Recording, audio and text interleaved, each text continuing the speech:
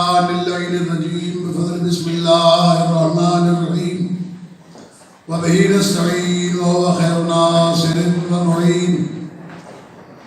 الحمد لله وكفى وسلام على عباده الذين اصطفى والحمد لله الذي هدانا لدينه الذي ارتضى وسبيله الذي اصطفى ونصرنا لما يوجب الظلمة لديه والوصول إليه فأمرنا لأداء فرض الجمعة وما وجب علينا فيها من اللطائف يوم الأضحى إنه هو العزيز الحكيم. اللهم صل على محمد وآل محمد أوصيكم بعباد الله ونفسي بتقوى الله.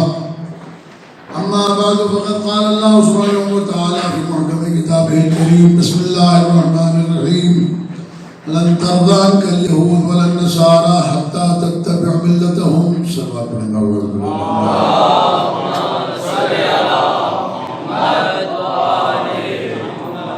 برادران عزیز، جیسا کہ معامل کے مطابق آپ جانتے ہیں کہ ایک وبائی مرض کو کس طریقے سے پھیلایا جا رہا ہے اور کس طریقے سے اس کے اوپر جو ہے کام کیا جا رہا ہے. خداوند کریم قرآن مجید فرقان حمید میں ارشاد فرما رہا ہے وَلَن تَرْضَىٰ عَنْكَ الْيَهُودُ وَلَا النَّصَارَىٰ حَتَّىٰ تَتَّبِعَ مِلَّتَهُمْ. یاد رکھیں یہ قرآن مجید کا وہ فارمولہ ہے جسے دنیا میں کوئی رد نہیں کر سکتا. اللہ نے کہا لن ترضیٰ، نہ تجھ سے راضی ہوں گے نہ تجھ سے راضی ہیں، نہ تجھ سے راضی ہیں نہ تجھ سے راضی ہوں گے. لن ترضیٰ مستقبل میں قیامت تک یہود و نصارہ تم سے راضی نہیں ہو سکتے جب تک کہ تم ان کی ملت کی پیروی نہ کرو. ان کی ملت کی پیروی کرنے کا مطلب کیا ہے کہ جیسا وہ کہیں ویسا تم کرو. جن لوگوں نے بھی یہود و نصارہ کی خوشنودی حاصل کرنے کے لیے دین کو چھوڑا وہ دنیا میں ذلیل ہو گئے. ایسا نہیں ہے کہ عزت مل جائے گی، کیونکہ عزت کے لیے اللہ تبارک و تعالیٰ نے قرآن مجید میں دوسرا قانون بتایا ہے کہ ان العزت للہ ولرسولہ وللمؤمنین یا ان العزت للہ جمیعا.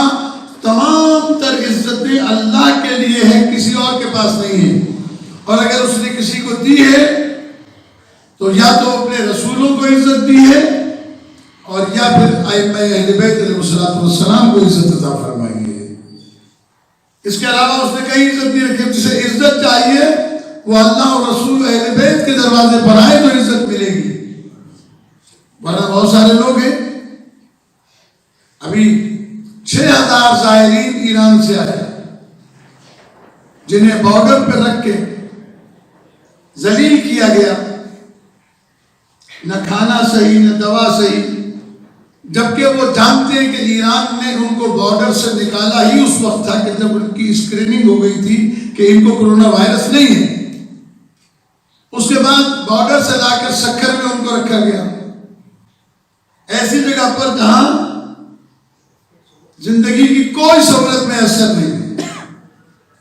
اور انہوں نے چند مولوی خریدے اور ان مولویوں سے بیانات دلوائے کہ حکومت نے کافی انتظامات کیے ہیں اور حکومت کافی اس سلسلے میں سیریس ہے. قطعاً سیریس نہیں. اس وقت تک پاکستان میں کرونا وائرس کا کوئی اعلان نہیں تھا جب تک کہ ورلڈ بینک نے $50 ارب کے دینے کا اعلان نہیں کیا تھا. جیسے ہی $50 ارب دینے کا اعلان کیا ویسے ہی پاکستان میں کرونا وائرس بڑھنے لگا تیزی کے ساتھ. جبکہ میں ضمانت کے ساتھ کہتا ہوں کہ آج بھی پاکستان میں کرونا وائرس کا کوئی مریض نہیں ہے. ایک آیا تھا وہ بھی سعودی عرب سے آیا تھا شیعوں کے خلاف کہ جناب یہ مزارات پر جاتے ہیں، کیا ملا ان کو اور جاؤ. تو یہ بات طے ہو گئی ان کے نزدیک کہ مزارات پر جانے والوں کو شفا نہیں ملتی ہے. تو خانہ کعبہ میں جانے والوں کو کون سی شفا مل گئی؟ مسجد نبوی میں جانے والوں کو کون سی شفا مل گئی؟ وہاں بھی تو دروازے بند کر دیے گئے. اس کا مطلب یہ ہے کہ یہ لوگ مسلمان نہیں. اگر ان کا اسلام سے کوئی تعلق ہوتا تو یہ خانہ کعبہ کو تالا نہ لگاتے. وہ خانہ کعبہ جس کی آدم علیہ السلام سے بننے کے وقت سے لے کے آج تک جس کا طواف کبھی نہیں رکا، تالے پڑ گئے. کیونکہ وہ یہودیوں کو خوش کرنا چاہتے ہیں، اپنے آباؤں کو خوش کرنا چاہتے ہیں، اللہ رسول کو خوش کرنا نہیں چاہتے. ظاہراً انہوں نے مسلمانوں والا لباس پہن رکھا ہے، ظاہراً انہوں نے مسلمانوں والے نام رکھے ہوئے ہیں، لیکن وہ ہیں تو یہودی نظر. اور وہی یہودیت والا نظام ہمارے یہاں پاکستان میں بھی ہے کہ ان کو اتنا بھروسہ نہ قرآن پر ہے، نہ حدیث پر ہے، نہ اللہ پر، رسول پر. مسجدوں میں پابندی لگائی جا رہی ہے اجتماعات نہ ہوں. دوا بحیثیت وسیلے کے استعمال کی جاتی ہے. شفا دینے والی تو اللہ کی ذات ہے. حکیم بھی نسخہ لکھتا ہے تو اوپر لکھتا ہے ہوا شافی، اللہ شفا دینے والا ہے. یہ ڈاکٹر بھی اپنے مریض کے ساتھ آئے ہوئے لوگوں سے کہتے ہیں کہ اس مریض کو دوا سے زیادہ دعا کی ضرورت ہے. اور کتنے ایسے مریض کائنات کے اندر پائے جاتے ہیں آج بھی جنہیں دوا سے شفا نہیں ملی، دعا سے شفا مل گئی. اب میں اس کا نام اور تذکرہ نہیں کر سکتا اس وقت یہاں پر، بس صرف بتانا یہ چاہتا ہوں کہ محبان اہل بیت علیہ السلام کو خاص طور پر اہل بیت سے توسل میں رہنا چاہیے اور آل محمد سے توسل کے ذریعے سے دنیا و آخرت کی خیر مانگنی چاہیے. اس وبائی مرض کے بعد چاہیے تو یہ تھا کہ اگر حکومت میں ذرا سا بھی کوئی اسلام کا عنصر پایا جاتا تو وہ لوگوں سے کہتے کہ مسجدوں کو آباد کرو، حرام کاریوں کو چھوڑو، شراب پینا چھوڑو، بھنگ پینا چھوڑو، جوا کھیلنا چھوڑو، چرس پینا چھوڑو، مسجدوں کو آباد کرو. جتنی مسجدیں آباد ہوتی ہیں اللہ اتنی جلدی راضی ہو جاتا. بابا یہ امراض تو خدا کے ہاتھ میں ہے نا. یہ ابتلا ہے، یہ امتحانات ہیں. اس لیے ضرورت اس امر کی ہے کہ یہ آیت میں نے جو پڑھی، قرآن کہتا ہے کہ تم کچھ بھی کر لو، یہ یہود و نصارہ تم سے کبھی بھی راضی نہیں ہوں گے. کیوں نہیں ہوں گے؟ اس لیے کہ یہودیوں سے خیبر کی فتح کے بعد خیبر کا علاقہ گیا. آج بھی یہودیوں کے اسرائیل ملک کے نقشے میں سعودی عرب کا وہ علاقہ خیبر کا ان کے نقشے میں موجود ہے. اور وہ یہ کوشش میں لگے ہوئے کہ کسی صورت سے خیبر کو دوبارہ سے حاصل کیا جائے. عیسائی بھی مباہلے میں جو شکست کھا کر انہیں نبی کریم صلی اللہ علیہ وآلہ وسلم کو جزیہ دینا پڑا، وہ بھی اس شکست کو بھولے نہیں ہیں. اس لیے کہ وہ زندہ قومیں ہیں، مردہ قومیں نہیں ہیں.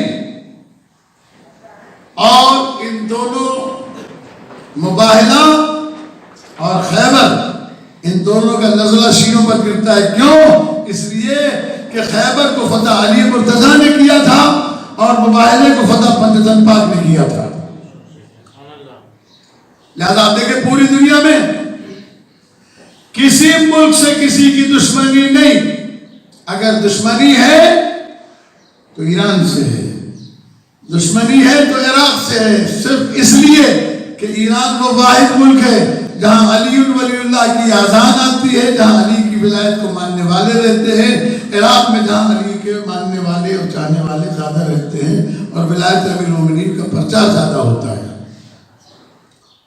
اس لیے ضرورت ہے اس امر کی اس وقت کہ زیادہ سے زیادہ درود شریف پڑھ کر تسبیح پڑھیں، دعائیں توسل پڑھیں اور دیگر دعائیں پڑھیں.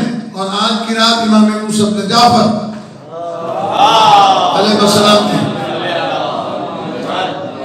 شہادت کی شب ہے.